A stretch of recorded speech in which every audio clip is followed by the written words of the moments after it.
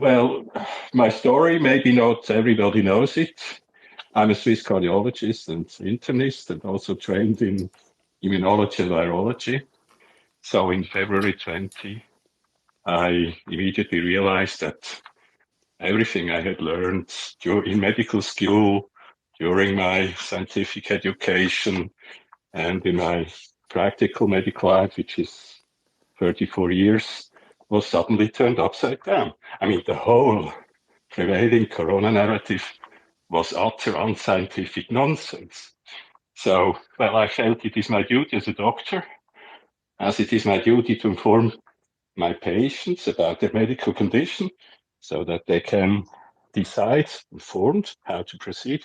It is my duty as a doctor to inform the public about this medical condition of the whole society. So, first I explained this in emails to doctors, fellow doctors, to journalists I knew, politicians I knew, and I never got any answer. Not even an answer like, Thomas, you are crazy or so, just no answer. So, well, I intensified my information on Twitter, Facebook, and wrote blogs.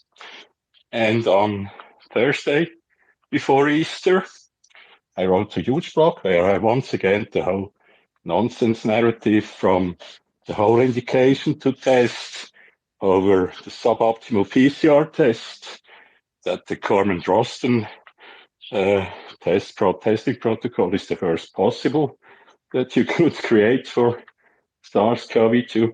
Highly likely there's no asymptomatic, epidemiologically relevant asymptomatic transmission, that the CFR of 2% is nonsense. The IFR is important, that is highly likely 100 times or so lower because of the great number of undetected cases. And this was read about 20,000 times in a day. So I thought, well, I don't know why me, a simple doctor from Switzerland, should educate Switzerland or maybe the whole world. But well, I did it. And on Easter Sunday, I wanted to go on holiday with my wife for a week. And I thought, well, now many fellow doctors will come out and this information will spread virally. And in a week or so, this nonsense will have collapsed. Well, it came differently. On Easter Saturday, I did some final work in my practice, and in the evening, I was arrested by an anti-terrorist squad in my practice. In this operation, 60 policemen were involved. They also protected all ministers of the Catonarga province where I live. The reason was that an acquaintance of mine read these emails, blogs, and in these he saw threats. And he called the prime minister of the province where I live, or another good acquaintance of mine, and there was the allegation I'm armed, I have a psychiatric history, and I would threaten the government. All of this was wrong, of course. And well, after 1 hour, they realized, oh, well, this was all wrong. All these allegations were wrong. They could not put me in jail. So they sent an emergency doctor to me, and she decided I am corona insane. I got the diagnosis corona insanity. And then I was put into psychiatry. I mean, to be insane alone is not enough for involuntary commitment. You can be insane and still a nice person.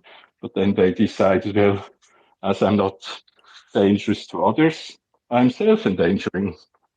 And so I was first put in a padded cell for 36 hours. Then, of course, I appealed, and after 6 days, I was freed, but I had to take a neuroleptic, Abilify, to continue to work. Yeah, that's my story. Well, I'm not a coward, as all of you. That was their problem, so I continued, of course, in Twitter, Facebook. I joined the group around Peter Borger, where we did the external peer review of the Corman-Drosten protocol. We targeted direct at the basis of this nonsense, where we, of course, demanded the retraction of this non-scientific paper. Of course, we had no success. I networked in Switzerland. We formed a group of doctors and scientists called Aletheia. Aletheia was the Greek goddess of truth. I joined Doctors for COVID Ethics and also a German group. So I continued to explain the corona nonsense narrative. Then from summer, autumn 2020, the injections. I mean, it was incredibly simple. I explained to the populace, well, it's unnecessary to vaccinate against the beta corona common cold virus, which it was for the general population, that you cannot vaccinate effectively against a permanently mutating virus because the vaccine always lacks behind its variants, and that you cannot end a pandemic with a vaccine because the pandemic ends after 3 months when everybody's either dead or immune, and the development of the vaccine takes 5 to 10 years. And then, of course, there was this mod RNA and DNA principle. I mean, was not the very idea to inject a construction plan for a protein foreign to the body without having any control about which cells produce it and in what amount insane? I mean, this should differ considerably between. Sorry, I have a cold. This should differ considerably between different people. So maybe by a range of 10, 100 or so, we do not know. Would anyone take the sleeping pill if he didn't know whether it was the normal dose or 100 times this dose? No, this alone was insane. And of course, I think Mike already mentioned it, the cells to express and then produce this foreign protein on the surface and parts of this protein will be recognized from our immune system as non-self, thus attacked. And if these are cells that cannot regenerate, so mainly in the heart and brain, this is a catastrophe. I mean, I always say, if you had 3 connected unwashed brain cells, we should have seen this. And then choose, as this foreign protein, choose the toxic spike protein, packing it in the toxic lipid nanoparticles, and give this poison emergency use authorization was the apex of insanity.